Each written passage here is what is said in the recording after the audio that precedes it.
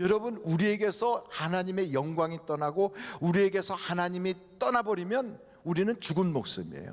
그래서 우리는 어떻게 하든지 주여 우리의 손을 붙잡아 주시옵소서, 우리와 함께하여 주옵소서. 그런데 그 함께하다는 말이 무슨 말이냐? 임마누엘이에요. 임마누엘. 한번 따라해 보실까요? 임마누엘. 오늘 여러분 마태복음 1장 23절입니까? 같이 한번 읽어보도록 하겠습니다. 시작. 보라, 처녀가 잉태하여 아들을 낳을 것이요 그의 이름은 임마누엘이라 하리라 하셨으니 이를 번역한즉 하나님이 우리와 함께 계시다 함이라. 처녀가 아이를 낳으면, 요즘이야 처녀가 아이를 낳아도 우리는 야 그래 나라를 위해서 애국했어 이러고, 또 결혼해서 들어오는 며느리가 일정보다 더 일찍 애를 낳아도 혼수품이야 이러고서 우리는 괜찮다고 생각하는데, 그 옛날에는 처녀가 아이를 낳으면 그 처녀는 죽은 목숨이에요. 왜냐하면 가늠하지 않고는 불가능하거든. 더더군다나 정혼한 남편이 그 애가 내 애가 아니에요, 나는 저 여자하고 손도 잡아본 적 없어요, 이렇게 얘기하면 그 여자는 돌 맞아 죽어요. 그런데 이 마리아라고 하는 여자가 정혼한 남자가 있는데 그 남자의 아이가 아닌 아이를 임신을 한 거예요. 사람들이 물어봐요. 너 그 애가 어떻게 생긴 거냐? 가브리엘 천사가 와서 하나님의 성령이 나에게 임하는데 그러고 났더니 내가 애를 가졌거든.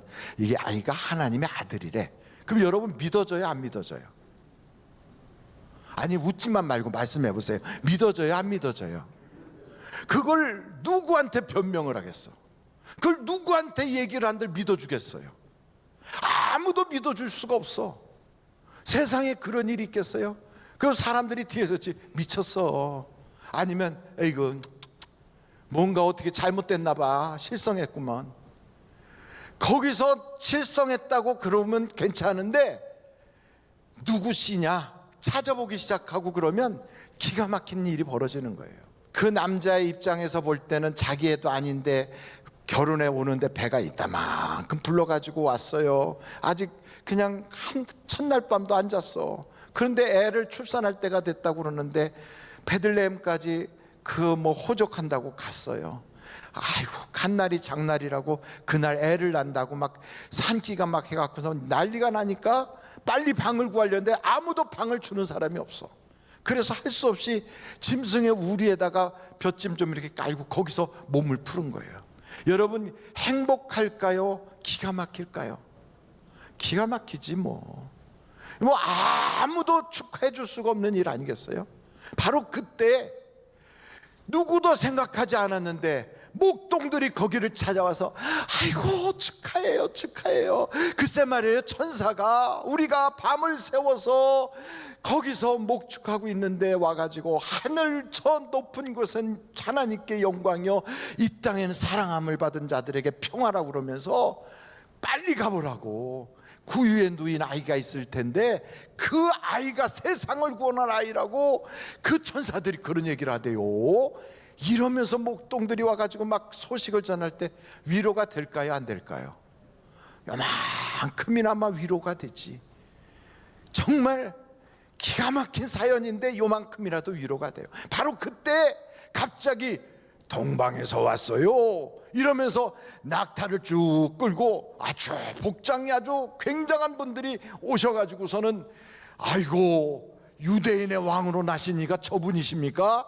이러면서 그 말구유 거기 아주 지저분한 거기다가 밑에다가 양탄자 같은 거나 딱 깔더니 절을 하면서 황금과 유향과 모략을 딱 갖다 놔요. 여러분 위로가 돼요, 안 돼요? 이때부터는 위로가 넘치는 거지. 이야, 그 꿈꿨던 게 예사 꿈이 아니구나. 아이고 당신이 그때 하나님의 아들을 임신했다고 하는데 그 말이 사실이었군요. 내가 꿈에 보니까 천사가 와서 그 아이는 하나님이 주신 아이라고 그렇게 내가 꿈을 꿨는데 하면서 남편이 말하기를 그 꿈이 맞았어. 맞아 아이고 여보 고생했어, 수고했어, 하나님의 위로가 있게 되는 거예요. 여러분, 임마누엘을 하나님께서 함께하는 사람이 되면 아무도 위로해 줄 수 없어도 하나님의 위로가 있는 걸 믿으시기를 바랍니다. 여러분, 누가 그를 위로해 주겠어요? 뿐만 아니고 그 가정은 가진 게 하나도 없어요. 우리가 생각할 때 목수 그러면 이거 나무를 깎아 가지고 가구를 만들고 뭐 이러는 목수인 줄 알지만 그게 아니에요. 그 당시에는 땅이 많지가 않아서 소작인들이 대부분인데, 소작할 땅도 없는 그런 사람을 그냥 목수라고 그랬어요. 여러분, 소작농을 가지고서, 그래서 남의 땅을 빌려가지고 농사를 짓거나 남의 양 몇 마리 받아가지고 목축을 해서 그걸로 근근히 먹고 사는 사람들이 대부분인데, 그런 땅 하나도 없는 사람을 성경에서 뭐라고 표현하면 목수 그래요. 목수. 우리나라 말로는 잡부의 잡부, 그냥 잡일을 하는 사람이에요. 그런 잡일을 하는 사람이 요셉이에요. 요셉. 그런 잡일을 하는 가정에 태어난 사람이 예수님이에요. 그러니까 아무런 가진 게 없는 사람이에요. 아주 막일을 하는 사람이거든. 그런데 이 가정에 하나님이 생각지도 않게 채워주세요. 황금으로 채워주세요. 유향으로 채워주세요. 몰약으로 채워주세요. 할렐루야. 하나님이 우리의 손을 붙잡고 함께 하시면 채워주시는 하나님을 경험할 수가 있어요. 여러분, 생각지도 못했어. 이 코로나 팬데믹 시대에 어떻게 먹고 살 것인가, 내가 인생을 지금까지 살아왔지만 한 번도 경험해보지 못한 이런 세계적인 질병의 시대를 살아가는데, 이거 어떻게 살아가나? 이건 경험으로도 살 수 없어요. 지식으로도 안 돼요. 내가 어떻게 앞날을 어떻게 살아가나, 이건 전문가도 바라볼 수가 없어요. 그런데도 하나님이 그때그때마다 채워주셔서 오늘 여기까지 왔다 이 말이에요. 여기까지. 그 하나님이 인도해 주세요. 인도해 주세요. 여러분, 마리아와 요셉 가정이 그냥 그 자리에 있었으면 틀림없이 헤롯이 와서 그를 죽였어요. 그런데 하나님께서 꿈으로 역사합니다. 헤롯이 너희를 찾으니 빨리 일어나서 보따리 싸가지고 애굽으로 피난하라. 여러분, 하나님이 인도해 주셔서 오늘 우리가 여기까지 온 줄로 믿습니다. 그래서 여러분, 임마누엘, 하나님이 손잡아 주시는 사람에게는 하나님의 위로가 있고 채우심이 있고 하나님의 인도하심이 있다고요. 우리 하나님은요, 손잡아 달라고, 주야 내 손잡아 달라고 위태롭고 어려울 때마다 부르짖으면 외면하지 않고 붙잡아 주시는 분이에요. 그래서 히스기야가 그랬거든요.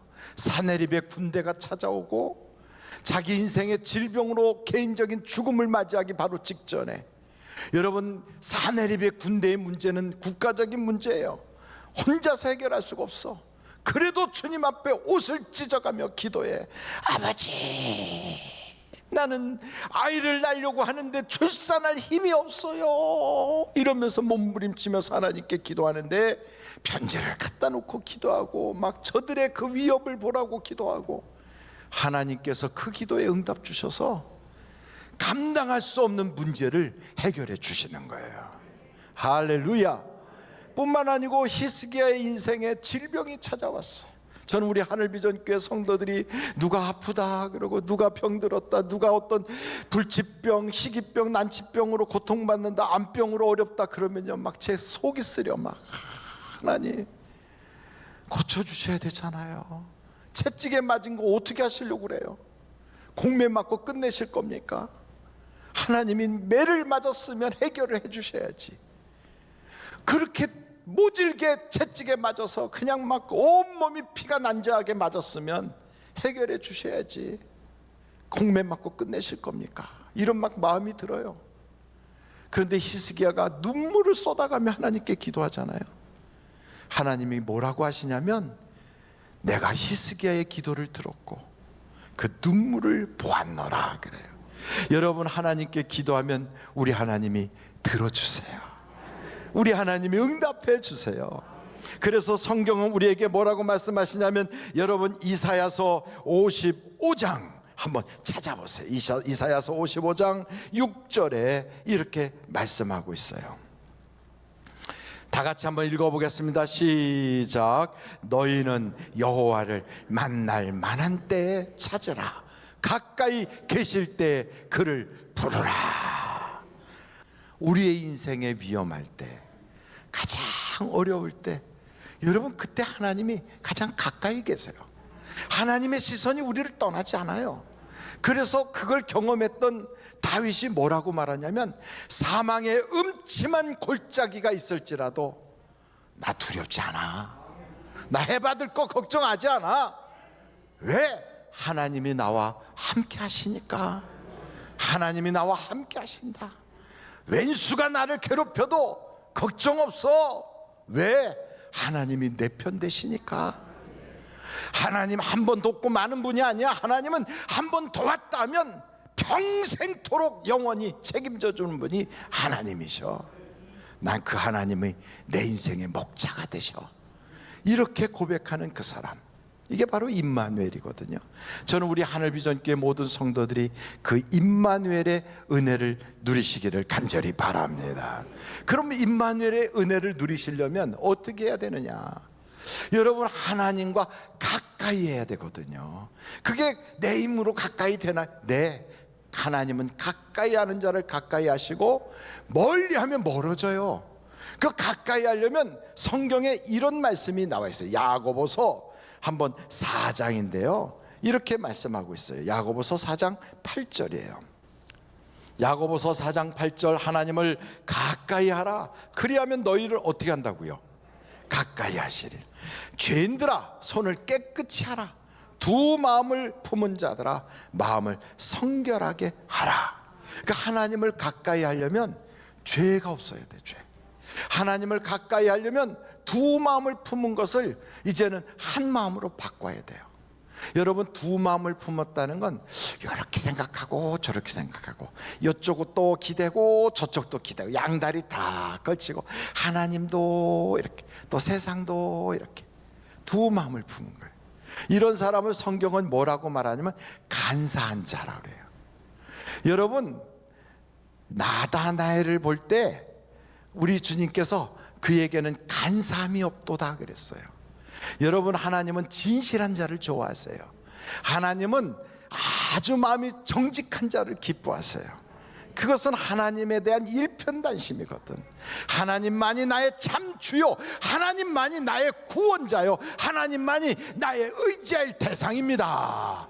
이렇게 믿고 오직 하나님께만 딱 기대는 그 사람, 일편단심, 오직 주님만을 의지하는 사람에게 하나님은, 와, 너는 간사함이 없도다, 진실하구나 그래요. 여러분, 그 하나님 앞에 우리의 죄가 있으면 그 죄를 멀리 버려요. 하나님은요, 회개하는 자를 멸시하지 않고, 그 죄가 있더라도 하나님 내 죄 용서해달라고 하는 사람에게 저주와 징계와 그런 것을 내리지 않고 하나님은 급히 용서해 주는 걸 믿으시기를 바랍니다. 그러니까 탕자의 이야기를 보면 틀림없어요. 누구라고요? 탕자의 아버지를 뭐라고 부르는지 아십니까? 탕자의 아버지, 탕부라고 그러더라고. 탕부. 그 아들은 탕자. 그러니까 탕자의 아버지는 탕부인데, 그 탕부가 얼마나 기가 막힌 사랑을 가졌는지. 탕자는요, 지 아버지가 돌아가신 것도 아닌데 유산을 달라고 그래. 그리고 아버지 간섭받기 싫어서 그걸 다 팔아가지고 돈으로 현금화해가지고 먼 나라로 가가지고 거기서 허랑방탕하다가 그 다 날려버렸어요. 여러분, 그런 상태에서 돼지를 치면서 돼지가 먹는 것 가지고도 배를 못 불리는 그렇게 처참한 인생을 살고 있는 그 탕자가, 아버지 집에는 먹을 것이 많은데 내가 아버지 집에 돌아가서 차라리 아버지한테 머슴 중에 하나로 써달라고 해야 되겠다, 이러면서 아버지 집으로 돌아온다고요. 근데 한 가지 기억해야 될 게 있어요. 그 탕자가 사는 시대는 21세기가 아니라 지금부터 2000년 전의 이야기거든요.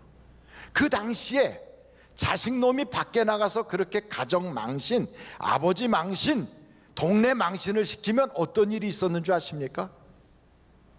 죽어요. 어떻게? 명예살인 당해요. 그가 돌아오면 동네 사람들이 멍석말이 하듯이 해가지고 때려서 죽여버려. 이놈의 자식이, 못된 놈이 나가서 동네 망신을 시켜, 나가서 부모 망신을 시켜. 그래갖고 때려 죽여버려요.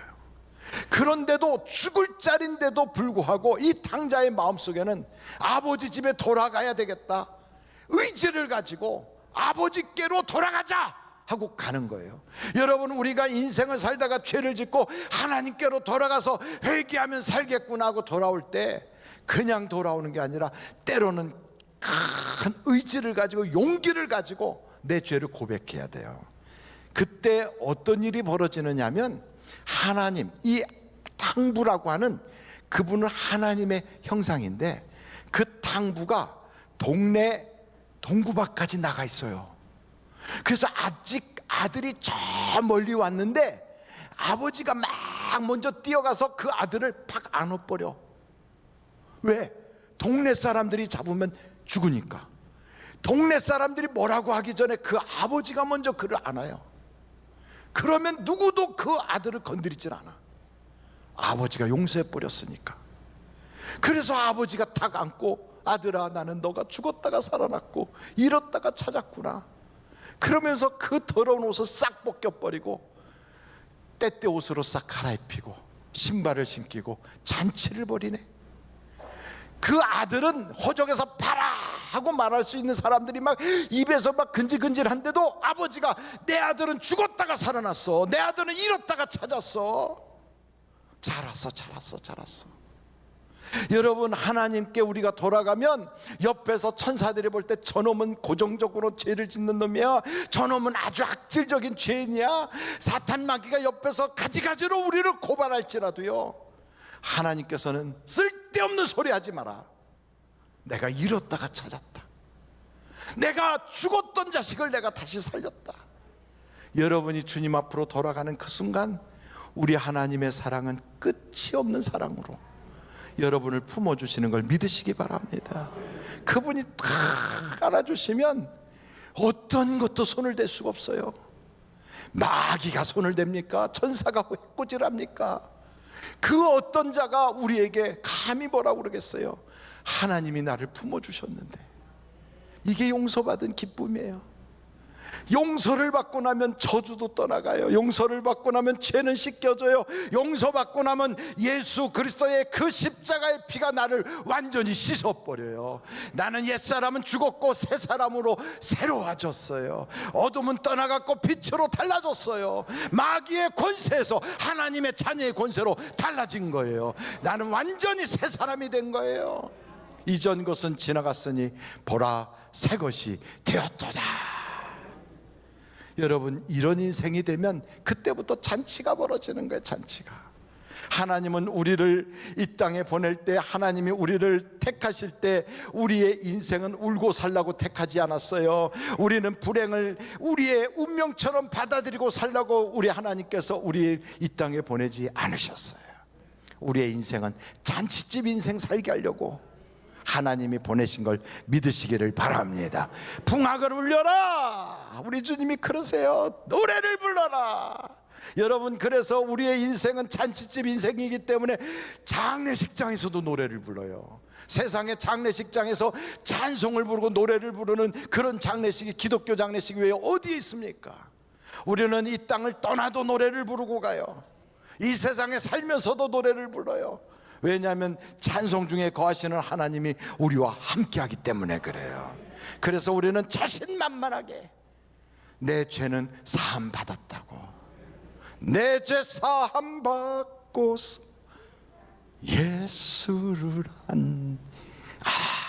얼마나 기쁜지, 그냥 막 너무 기뻐서 춤을 춰도 감당할 수가 없는 이 세상이 줄 수 없는 기쁨이 우리에게서 샘솟듯하게 올라오는 거예요. 여기까지 우리가 온 것은 주님의 크신 사랑인 걸 믿으십니까? 우리의 인생에 남은 여정도 하나님이 그렇게 이끌어 가실 거예요. 우리는 그걸 믿음으로 바라보고 있는 거예요. 그러므로 두려워하지 마라, 걱정하지 마라, 염려하지 마라. 내가 너와 함께 하매니라. 정녕 내가 너를 도와주리라. 약속하셨어요. 이미 약속하셨어요. 세상 끝날까지 내가 너를 버리지 아니하리라. 우리는 그 손 잡으면 돼요. 여러분, 내 손에 죄가 있으면 빨리 씻고 빨리 잡으면 돼요. 더러우면 빨리 닦고 잡으면 되는 거예요. 그러나 내가 잡으면 자꾸 놓치는데 하나님이 내 손을 잡아주시면 우리는 놓칠 염려가 없어. 그런데 성경을 보니까 주님이 내 손을 잡았다는 거예요. 주님이 내가 너를 택하고 내가 너를 불렀다, 내가 너를 지명하였다, 내가 너를 의롭게 하였다. 성경은 끊임없이 우리 편에서 하나님을 찾은 게 아니고 우리 편에서 하나님을 붙잡은 게 아니라 하나님 편에서 우리를 붙잡아 주셨다는 거예요. 이 얼마나 놀라워요. 우리는 사랑받은 자예요. 여러분, 어깨를 쫙 펴고 한번 저와 딱 똑같이 해볼까요? 나는 사랑받은 자예요. 나는 사랑받은 자예요. 그래서 하나님이 우리에게 원하시는 게 뭔지 아십니까? 우리에게 다른 거 원하지 않아요. 내가 나를 사랑하냐? 하나님이 먼저 사랑을 주시고요, 그리고 우리에게 원하는 건 다른 게 아니에요. 내가 나를 사랑하냐? 시몬 베드로가 그렇게 우리 주님 모른다고 막 부인하고 도망갔던, 그러고 나서 잘 살면 뭐해? 잘 살면 그래도 좀 낫겠지. 그런데 밤새도록 고기잡이에서 하나도 못 잡은 인생 실패자로 탁 던져졌어. 여러분, 주님 버리고 떠나봤자 심리도 못 가서 발병 난다고 티베리아 바닷가에서 허탕치고 앉아 있잖아요. 거기까지 주님이 따라가셨어. 얘들아, 고기 좀 잡았냐?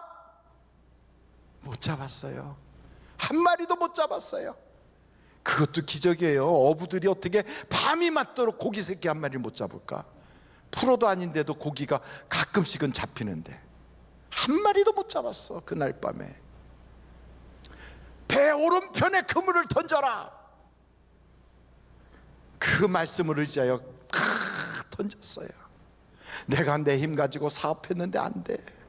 여러분, 나름대로 나도 인생의 잔치집을 만들어 보겠다고, 나도 행복해 보겠다고, 나도 성공한 사람 돼 보겠다고 나름대로 준비를 했어요. 그런데 어느 순간인가 젊음도 떨어지고 건강도 떨어지고 자리도 떨어지고 돈도 떨어지고 다 떨어져. 생각지도 못한 것들이 막 이상한 것들이 와. 가나의 혼인집의 역사가 남의 일이 아니라 우리 집의 역사더란 말이죠. 그런데 그게 우리 주님이 그 자리에 계시면 변할 수 있어요. 변할 수 있어. 주님께서 물이 변하여 포도주가 되게 하시는 그 순간에 그 노래도 끝나고 기쁨도 끝나고 잔치도 끝나고 원망만 가득한 그 집이 이제는 집이 아니라 집구석이 됐던 그곳에 예수님이 딱 가시니까 물이 변하여 포도주가 되면서 떨어진 것이 채워지는 거예요. 건강도 채워지고 물질도 채워지고 인생의 모든 자리도 채워지고 할 일 없었던 자에게 일거리도 주시고, 하나님은요 참 좋으신 분이에요. 그래서 그 가정에 노래가 다시 시작되는 거예요. 여러분, 우리 주님은 우리를 잔치집 인생으로 부르셨어. 그러므로 여러분, 그 주님이 나를 그렇게 부르신다면 나도 어떻게 해야 되느냐? 주님 사랑하면 돼요. 바요나 시모나, 내가 나를 사랑하느냐? 김집사야, 내가 나를 사랑하느냐? 우리한테 묻잖아요. 오 목사야, 내가 나를 사랑하느냐? 예 주님, 제가 주님 사랑하는 것을 주께서 하시나이다. 그 사랑을 어떻게 표현할까요? 그게 바로 예배라고 그랬잖아요. 하나님을 내가 이렇게 사랑한다고 예배로 표현하는 거예요. 그 예배 중에, 예배를 드리는 중에 찬송으로 표현하고, 마음을 들여서 표현하고, 봉사로 표현하고, 헌금으로 표현하고, 나에게 주신 그 일을 한 번 하고 마는 것이 아니라 꾸준하게 사람에게 보이려고 하는 것이 아니라 주님이 보시면 됐지. 왜? 내가 주님 사랑한다는 걸 보여드리려고 표현하는 거니까. 여러분, 우리 주님은 오늘도 우리를 보고 계세요. 그래서 우리는요, 오늘 이 예배가, 그래 내가 주님을 이렇게 사랑한다고 2021년도를 여기까지 지켜주신 하나님께 하나님 내가 사랑해요를 이렇게 표현하는 거라고. 편하게 예배드릴 수도 있어요. 안전하게 예배드릴 수도 있어요. 조금 더 우리의 육신이 괜찮은 쪽에 있으면서 예배드릴 수도 있어요. 그런데 우리는 우리를 돌보는 게 아니라 하나님에게 사랑을 한다는 것을 보여드리려고, 하나님에게 우리 자신을 맞춰보려고, 하나님이 기뻐하시는 그 모습을 보고 같이 기뻐하려고 희생도 감수해요. 그래서 우리가 예배하는 거예요. 2022년도는 이 예배를 통하여 하나님이 기적을 주셔서 우리의 발걸음이 산을 넘어갈 것이고, 우리의 발걸음이 문제를 타고 넘어갈 것이고, 우리의 인생이 새로운 인생으로 도약하는, 그래서 하나님께서 우리를 높이 들어 세워주시는 축복의 주인공으로 여러분들이 일어날 줄로 믿습니다.